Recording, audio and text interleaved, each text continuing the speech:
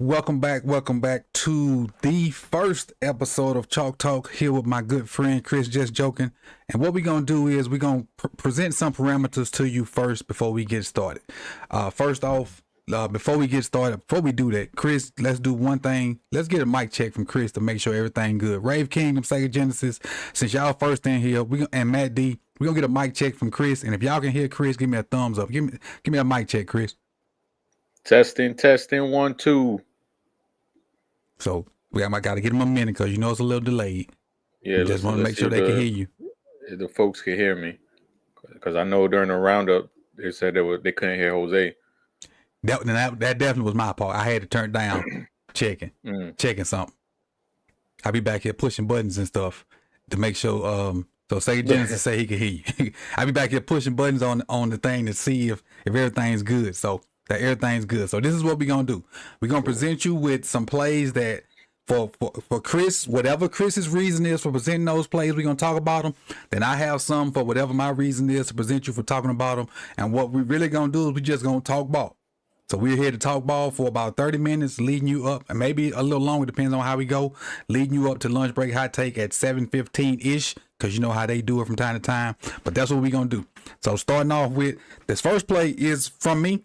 And it's from the Chiefs-Ravens game, and y'all know we lost the game, whatever, all that stuff, rigmarole is, and we've already hashed that out. But this is really the wrap-up for the week before we start turning our focus toward the Raiders. And so we're going to dive into it with me and Chris. And again, Chris Just Joking from the Deep Cover Podcast. If you don't know, they dropped the episode this morning, which was extremely, extremely delightful. I listened to it while I was at work, while I was giving the kids a quiz. I had it in my ear, and I was laughing and cracking up, and the kids was wondering what I was doing. And I was looking at them like, stop looking at me. Don't worry about what I'm doing. You just do your quiz. But it was extremely delightful, especially when Mike said something about folding the chair like the Alabama cruise ship. I was dying laughing in the back of that room. And they was looking like, what are you laughing at? I'm like, don't worry about what I'm doing. Do your quiz. But anyway, let's get into this first play. And the reason I picked this play is because I feel like when we had Derrick Henry back there, we should be more under center. And obviously your boy's on this play too. More under center. And it should be stretch or duo or some kind of straight down the hill stuff. That counter power stuff with Henry, it just really ain't our forte, especially with the offensive line. But I'm going to run the play and then we can talk about it real quick. All right.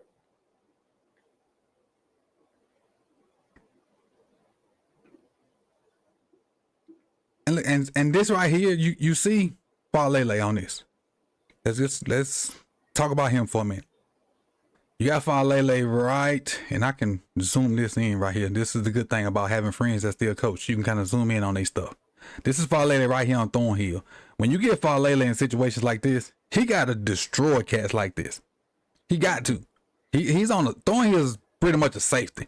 Why is he not destroying this cat? But just to take back the emphasis on Henry, look at the agility of this dude to cut this all the way back. And I don't know if he can see Reed coming downhill, but because Reed kind of overruns this, there's nobody in that gap. But 77 should destroy Thornhill. But we got a hat on a hat, and that's what I love. We don't have to overpower people with this gap stuff. Just get a hat on a hat in your zone schemes and go from there. Yeah, man, and that's something that's come up on that came up on Falele's college tape too, where you just see him like, you're the bigger guy.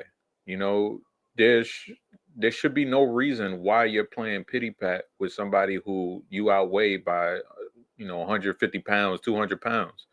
You know, and it's that inconsistency to play up to the physicality that he has and the size that he has. And it's crazy. Like I said, he just get a hat on a hat. We got, what's the personnel on this? Ricard, Mark. So it's basically, and Ricard is a tight end right here. This is basically what, 21? And they got Tyler. No, 12. And because Tyler the receiver, basically 12 personnel. And just run duo or inside zone, because those two plays still kind of blur the lines for me, and go forward. But we'll go to the next one. And this is one of the ones you picked right here. I'll let you lead on this one. All right, just let it run. Want to start it over again?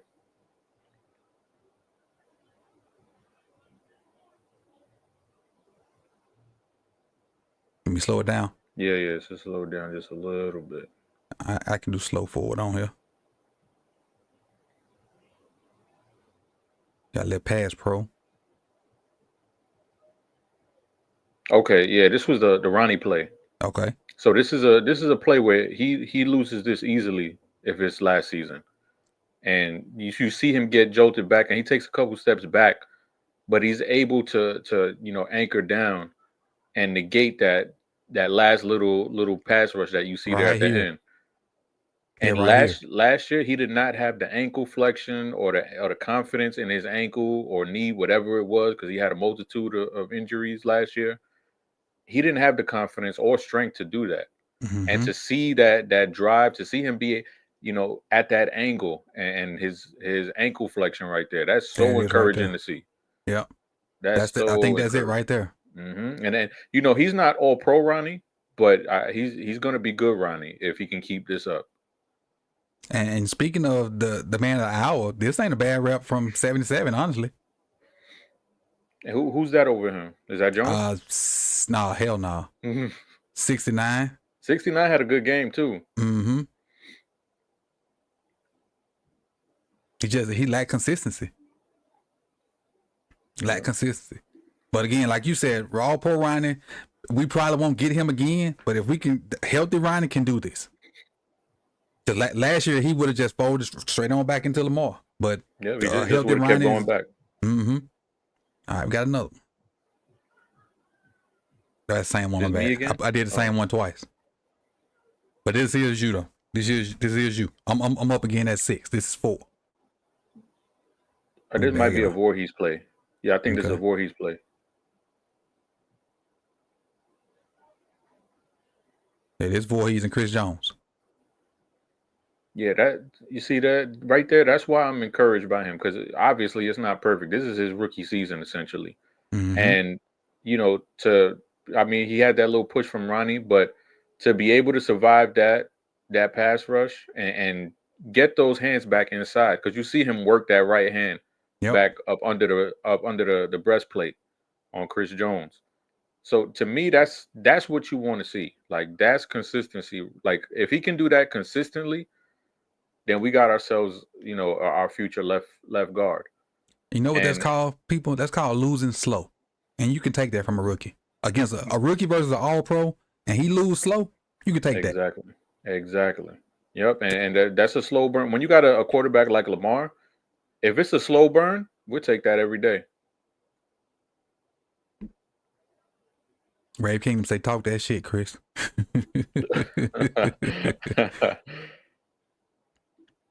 And the thing is, and people may see this later and be like, well, why you don't give that same grace to Falele? 3rd-year player, 1st-year player. Totally different. Like, this his contract about to be up. Voorhees' contract just started. Well, now I take that back. Technically, Voorhees a 2nd-year player. Technically. Yeah, so now we gotta think about that maybe a little different. 1st year on the field, but technically a 2nd-year player because he was injured. So this is where I'm at with Falele. So I was a fan of his coming out of Minnesota. But the same questions that I have of him coming out of Minnesota are the exact same questions that I have of him right now in year 3?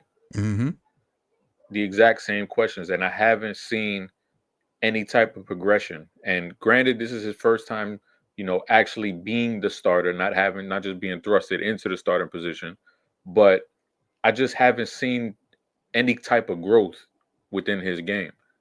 I still see the mental lapses. I still see the lack of physicality. And, with Voorhees, some of the things that he's doing well right now in his first game or in preseason are the things he did well at USC. So I'm seeing a progression just in that short sample size. I'm seeing a progression from him that I still haven't seen from Falele in 3 years. True. All right, we got our next one. This is play 5. This still you right here. I'll slow this one down. I want to say this Oway. It is. Okay. It is. Hell of a rep. beautiful. Just the damn Mahomes. Hell of a right. Well, it's Mahomes and freaking whatever the coverage is putting Rashee Rice on Roquan. And I think if you run it, I think it's pretty good coverage too from Roquan. I think. It ain't bad. It's that damn jerk route. Oh no, it's the other one. It's the one. It's the Malik Harrison one that he had pretty good coverage. It's darn jerk route. Yeah, that's too much space to leave Rowe out there. But yeah, the Oweh one. This move on the inside is something that he's been utilizing since last year. He's been using this move against guys like Tunsil, against guys like Penei Sewell, and it's not just a flash in the pan move. Like it's a move that has worked against all pro guys. And you see it here on full display. It's just Rashee Rice just flashes open right away, and Mahomes, he's able to get the ball out quick. But that move right there, that's his money move going back to last season, because like I said, we saw him do this against all pros and get sacks and pressures with that same move. And it's good to see it flash right here. Just the damn dude just needs to wrap up, man, or take better angles, because he had himself a sack this game, but he just flew in like a damn crash test dummy.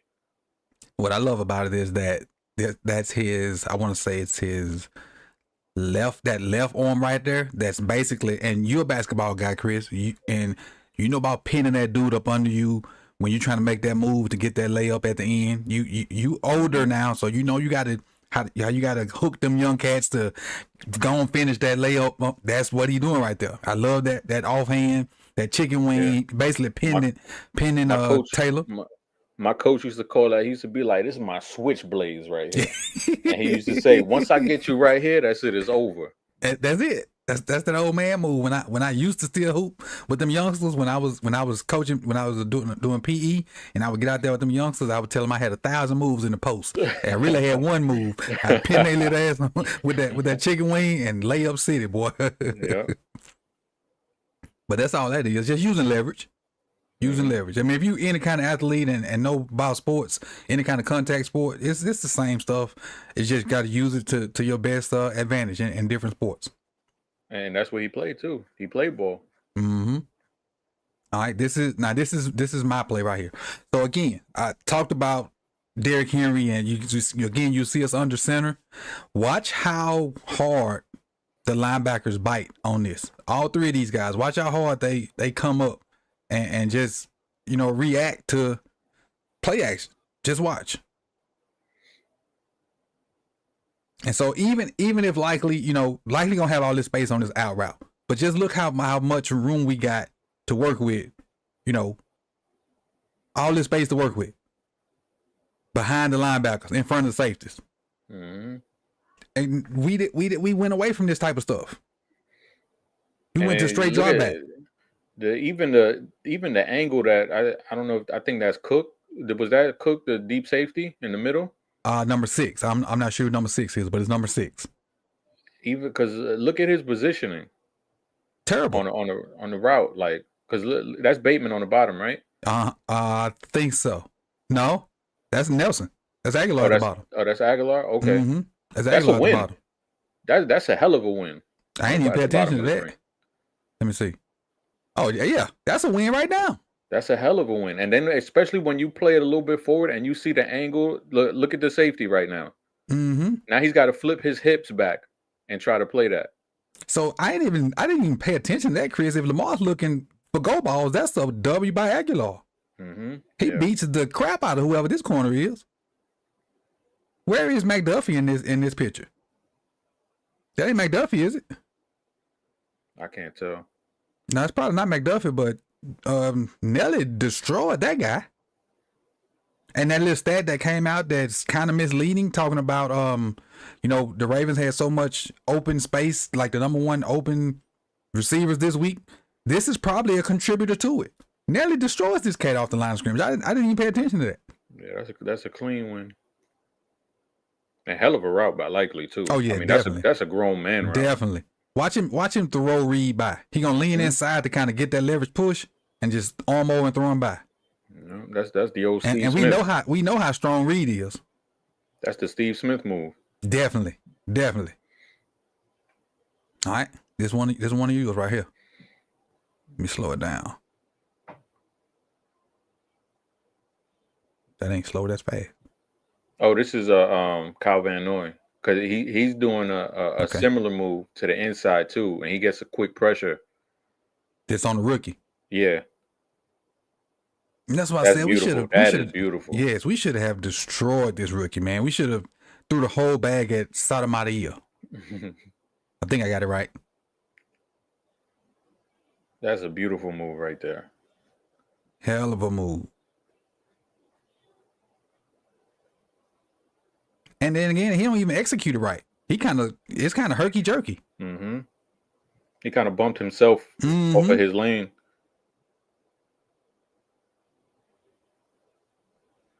But again, Mahomes gonna do a good job getting the ball out quick. Yep. Is this the play that Malik misses this tackle? I believe so. Oh Lord. This should have been a 3-yard gain at most. Mm-hmm. I mean, if it's Simpson, it probably is. No, that should have been a tackle right there for 2 yards, maybe one. And it turned about a 20-yard gain. That's crazy. And this is the thing. Mike Crawford. Shout out to Mike Crawford. One of my partners, along with Kerry on deep cover. He actually, broke it down, and he was like, this is a run play usually. Like the tendency for the down and distance on a lot of the plays that Malik was in, those were supposed to be run plays when you look at tendencies around the league. And Andy Reid just does not operate that way. If the league is saying, all right, we got to run the ball on this play, Andy Reid is going to pass the ball. And that's exactly what he did. And I think the Ravens got caught in that. And, I think they forgot who they were messing with when, leaning on those tendencies of personnel packages or what teams are supposed to do at certain downs and distance. Now what most people, what I come to find out last year is, speaking of tendencies, what normally happens is, and what I would have bet on this. Yes, Malik would have been on the field on first downs, but Malik would have been right here where Kyle Van Noy is, and Trent would have been where Malik is, and Kyle Van Noy would have been off the field on first downs. That's what I would have been a betting person to see. But like you said, Reed played the percentages, and they caught Malik out here, and it seemed like every time they caught him out there, they did damage, because he seemed like he played a lot more linebacker than he did. And when you look at the snap count, he didn't. Because I think you guys talked about it on the pod when I was listening this morning. It seems like he played a lot more off-ball linebacker than he did, but he didn't. They just, when they saw him out there, they pointed him out and they went at him. That's it, barbecue chicken. Yep. All right, let's go to the next one.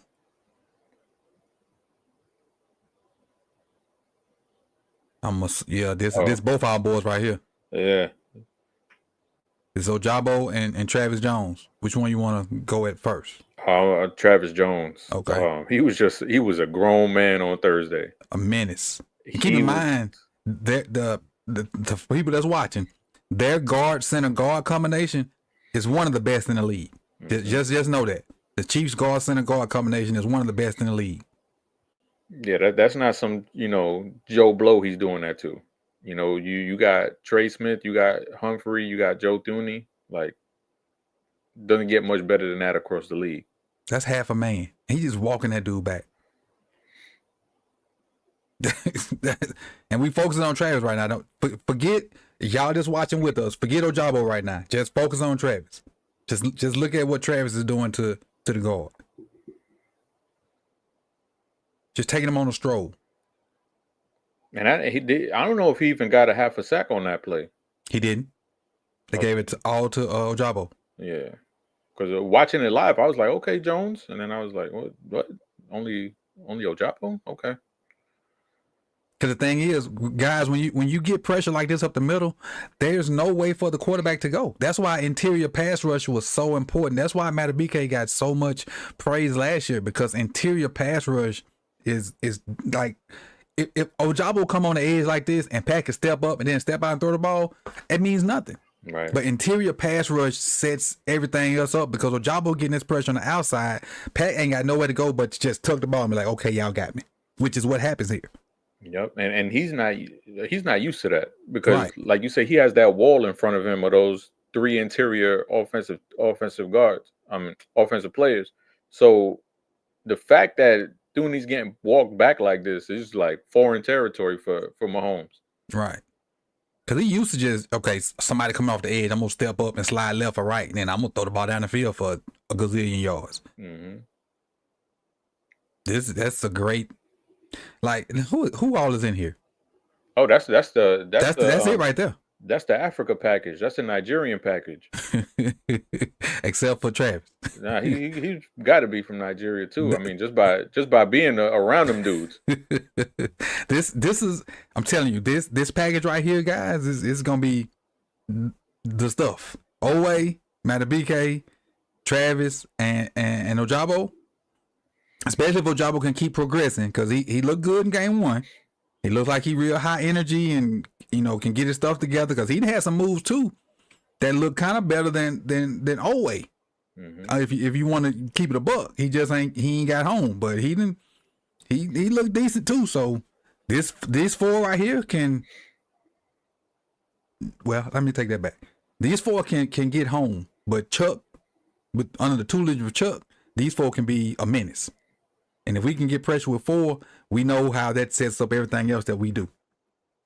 I mean, and with that injury to Kyle Van Noy, I mean, he's gonna get thrown into the fire now. Yeah. His snap count's about to go up. And look at this arm. This is versus the rookie again, but still, look at the quickness. The straight speed off that edge. Dip. And this is the thing with Ojabo is, obviously he's been hurt, but when he's played, that dude has produced. Mm-hmm. It's a very small sample size, but when you look at that sample size, you see like, oh damn, yeah. When he plays, he gets sacks, he gets fumbles, and that's what you want to see from a dude who has limited game reps. But the arrow's pointing up for sure. He's definitely injured, Bo, but like you said, he produced. He produced. Mm-hmm. Hopefully we can stop using Hendo's name this year. All right, play 9.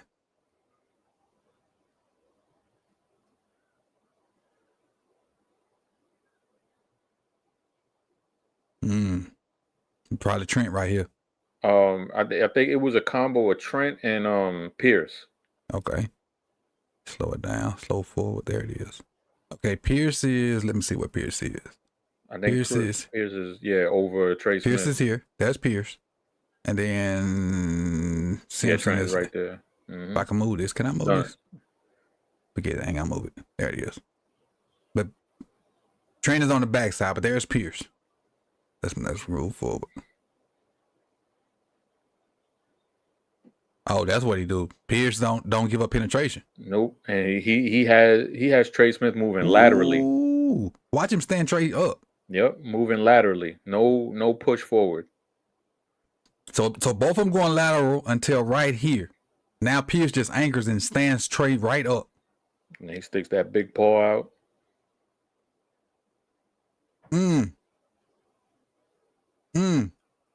Get a little tighter for y'all. Right there. Bag it on up.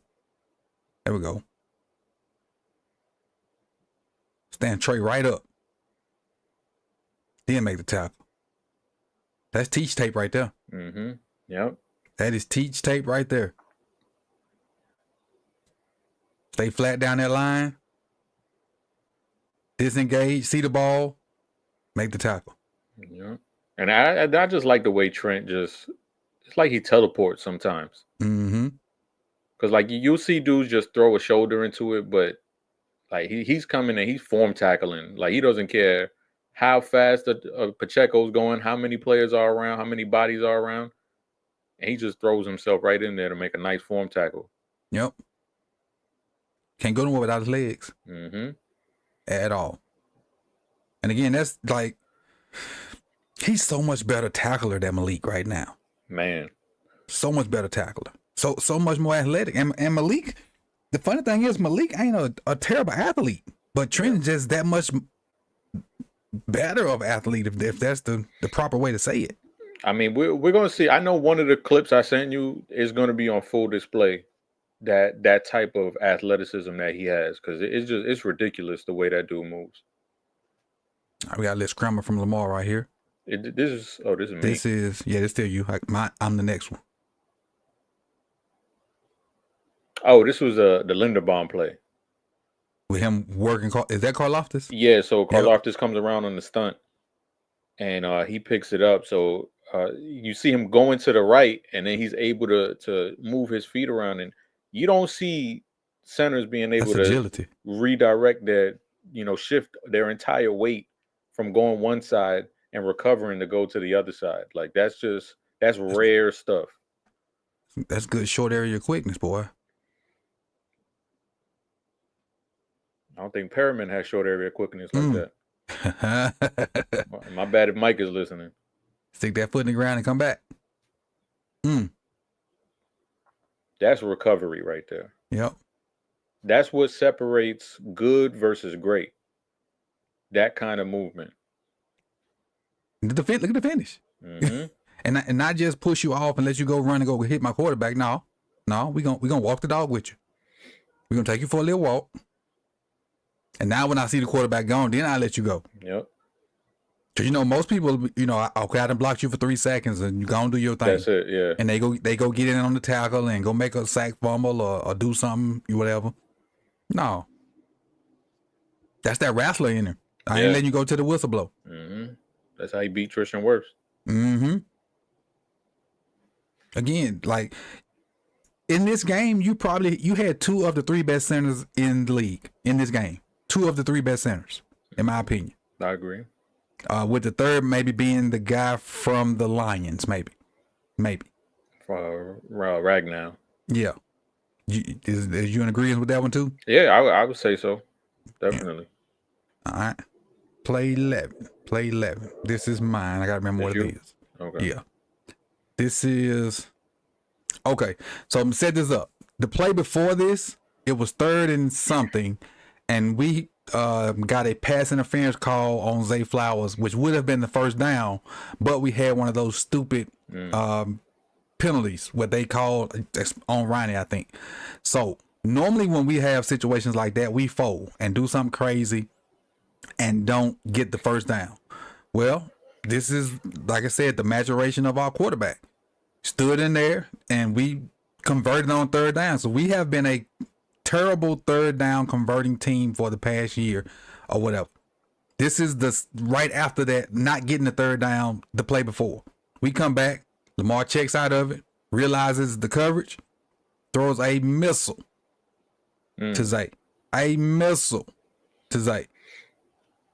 Lets Mark clear. And a lot of people were saying they were doubling Mark.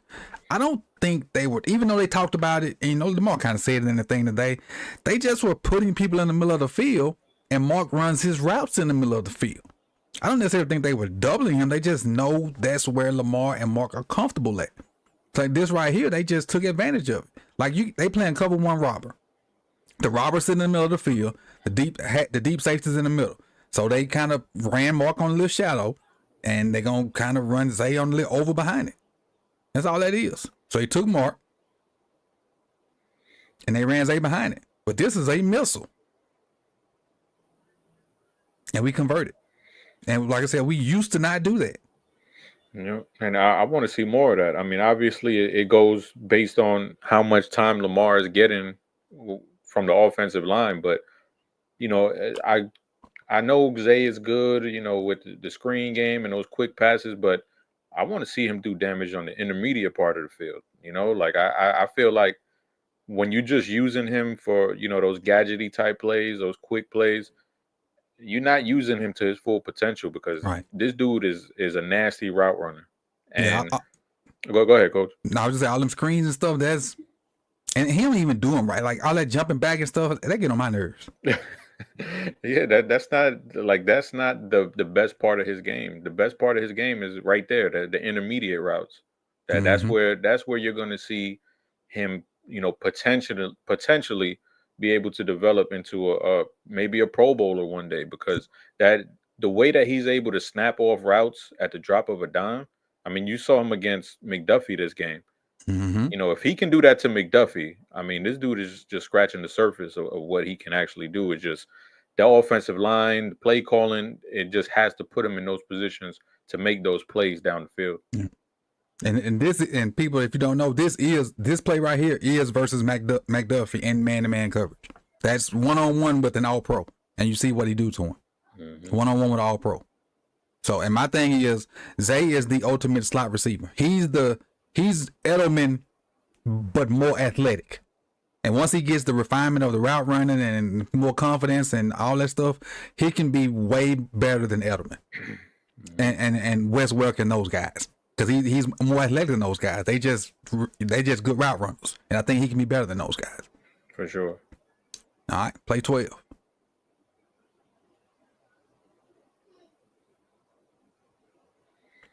Oh, yeah, this was me. No, this was just going with Ronnie and Linderbaum. Yeah, I saw it right at the end. Look at them boys get out there and move. Man, and to see Ronnie, I mean, this goes back to play 1 that we saw. You know, I don't know if Ronnie could get out there last year. You know, look at him. He's already at the second level. Mm-hmm.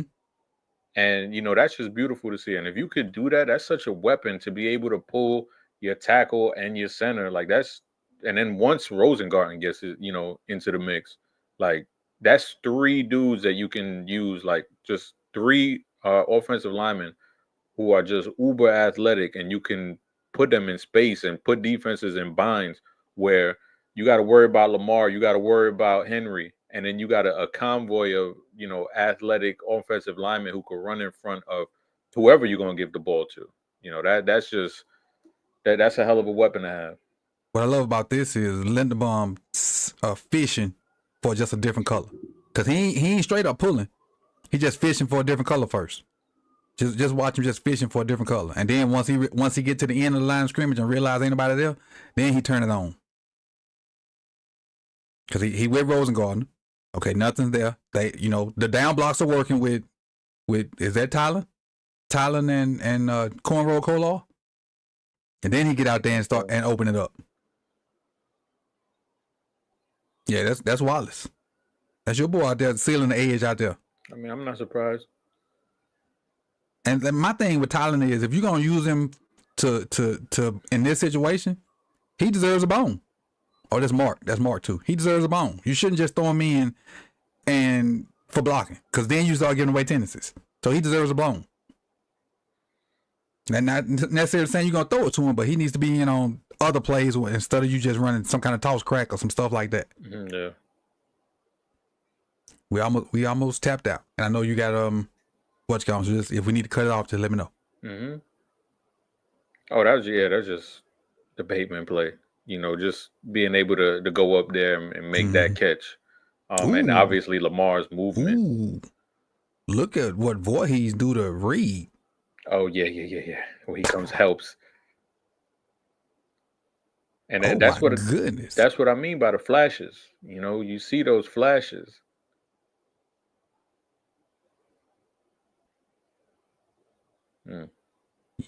I know he feeling that. Great catch, Bate.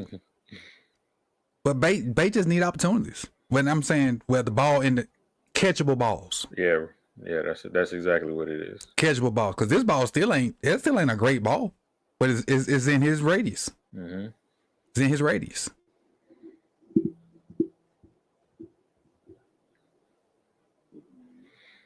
Oh, and this was just the likely play, I think, at the back of the end zone. I don't understand why he put so much air on it. That's what I don't understand. Yeah, we usually see Lamar just rifle that thing in there. I don't know if this guy right here was the reason he put more air on it or what. Maybe he thought he was going to drop back. Yeah, maybe. I can see that. But you know what I do love? I do love the fact that Zay laid there and gave us a timeout. In my mind, I thought that during the game, I was like, man, he hurt. But we need this timeout too. Because he hit the ground so hard, they can't say that he's faking. And we kind of got a chance to settle down and regroup. Regroup. And then like shortly thereafter, he was right back in. Yeah. So, yeah, I was like, damn, I hope he's not hurt for real, for real. Yeah, because he hit the ground right back out there. Yeah. Definitely hit it hard.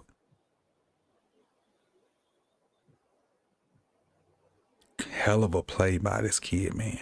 Oh, the Trenton play. Yeah, this is the one I was talking about, where you see just how athletic and just the arm length, just the instincts, the skills, agility, it's all on display. I wish this version was a little bit wider, because did he try to jerk on this one too? I couldn't tell. I don't remember. No, he just tried to stutter him. I'm looking at Rice down here. I thought he tried to jerk him, but he just tried to stutter him, and it didn't work. He just tried to stutter him. Trent made a great play. Didn't turn him with the right arm. Because you could touch him, you just can't turn him. You can't twist and turn him. Yeah. It's a great play. Let's look at the end zone first. Beautiful play. Textbook.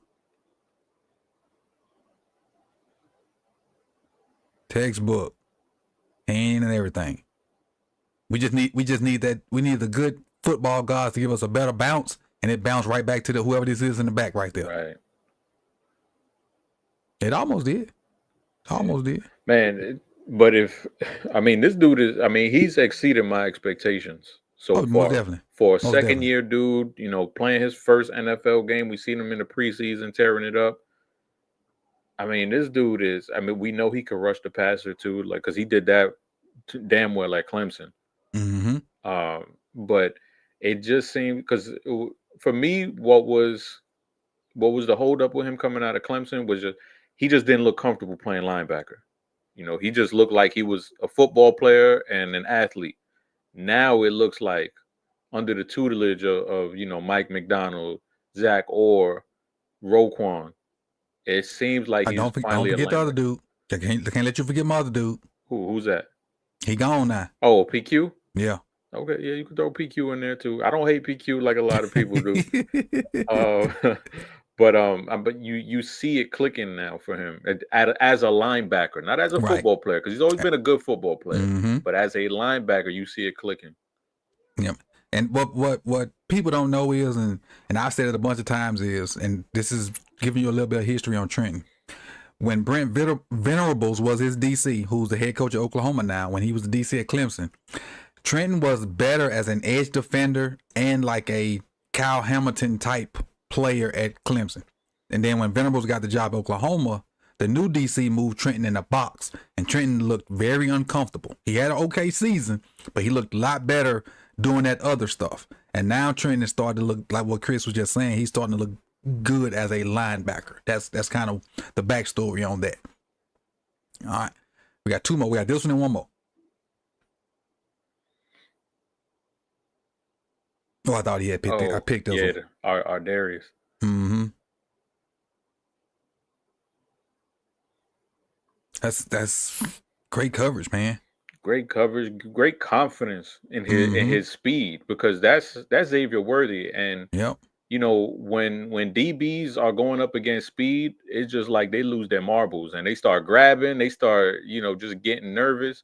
Panic. But he kept his cool, had all the faith in his speed and his ability, and he was able to just play it cool and play the ball. And, obviously he made a great play. Would have been even better if he came down with it. But, this is a great play by him. And a lot of people forget this dude was the starting nickel this time last year. Yep. This dude can play. This dude has earned a starting spot on his defense in the past. It's just injuries, obviously derailed that. But this dude can play. This is cover one for us, ain't it? Sure is. Like it. Who's that in the middle? That's Marcus? That is Eddie. Oh, Eddie Jackson. Eddie's the low rover and Marcus is the deep one. Because Kyle got Kelsey one-on-one. Mm-hmm. Kyle got Kelsey one-on-one. Rowe got the back. Brandon Stevens got 84. And then I'm assuming Marlowe's trailing the crosser. And Marlowe got the crosser. They got a lot of dudes, on the back end, and they really need to figure out what is going to be their main rotation. Obviously, it's just the first game of the season, but that I think when you have such a crazy rotation, the way that they do, that's where it leads to some miscommunication. Yep. And it just you just got to figure out you can't play everybody. Right. Even though you got good guys, you can't play everybody, which is I think part of the reason why we got them timeout issues when we had to call them timeouts, because you was trying to have so many personnel packages and play everybody, but you can't. Yep. And we saw Mike McDonald do that last year where there were games where what's the dude that left that went to Jacksonville, the cornerback from FSU? Ronald Darby. Yeah. Mm-hmm.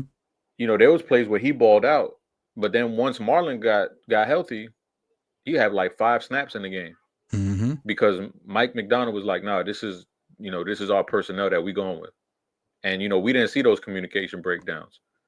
And obviously it's Zach Orr's first game, so we're going to see it evolve, and we're going to see him get into his flow of guys he can trust, and what he thinks is best, and basically just minimizing everything.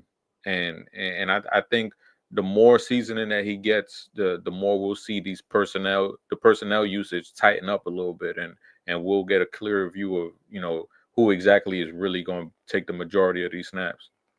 True. All right, this is the last one right here. So who you got on this one? I don't know. Oh, Travis Jones. Travis Jones. But I think this one is for against Creed, just straight up 1-on-1. So Travis and Creed.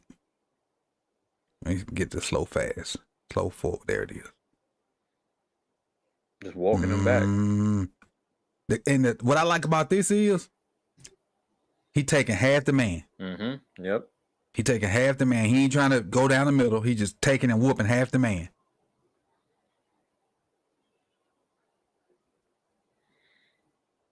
And we come up with a pick. Yep. I love it, man. He was my pick for breakout player this year. And the way he started off on Thursday night, it looks like he's going to have a breakout year, because he was a menace. That same group, Chris. Mm-hmm. That same 4. That's the Nigerian Nightmares. That same 4. And again, like if you get pressure with 4 consistently, the back end, the sky's the limit. You don't have to blitz as much. And this kind of leads to the stat I put out on Twitter earlier. We didn't blitz Pat much. But I'm what was it, like starting 2? to see why. Was it like 2 or 3 times? I don't remember the exact number, but we didn't have to. We didn't have to at all because of you getting pressure with 4. And, probably could have been better because we didn't win, but I'm like, let me see. In his debut as the Ravens defensive coordinator, Zach Orr blitzed Mahomes only 3 times on 30 dropbacks. 3 times on 30 dropbacks. So 3. If you're getting pressure with 4, you don't need to. Right. So it is what it is. Hey, I know you got something to do, and I appreciate you for coming through and doing this. And the plan is for us to come through, after every game on Wednesday at 6:30-ish to bring you guys, to basically wrap up the game from the Sunday or Thursday before with our thoughts from some X and O standpoint, and we're gonna call it Chalk Talk. And this is the first installment of it, and we're gonna talk about this at a later date and see how we can improve upon it. And if you guys liked it, take a link to this, tweet it out, talk about it in your group chats, tell everybody what we're doing so, it can grow and get bigger. And if I, didn't pay much attention to the chat, I was trying to lock in on a film and give you the best comprehensive, film study that we can give you. And so charge to my head, not my heart. But I appreciate you guys for coming through. We're going to pop on over to Lunch Break Hot Take. They probably finna start if they have not started. And shout out to Chris for popping through. And them 2 beautiful young ladies that I probably heard in the background. I think I did. And we'll be back next Wednesday at 6:30-ish to talk about the Raiders game. And I appreciate y'all. And I'll be on with Cole about 9 o'clock. We're going to be talking about the Raiders game and this game, me, Mike, Cole, and all 22 cuts. So be on the lookout for that too. Cool. All right, you got any closing words, Chris? Not much, man. Just win. Like Al Davis, just win, baby. Just win. I appreciate y'all, and we out. Peace.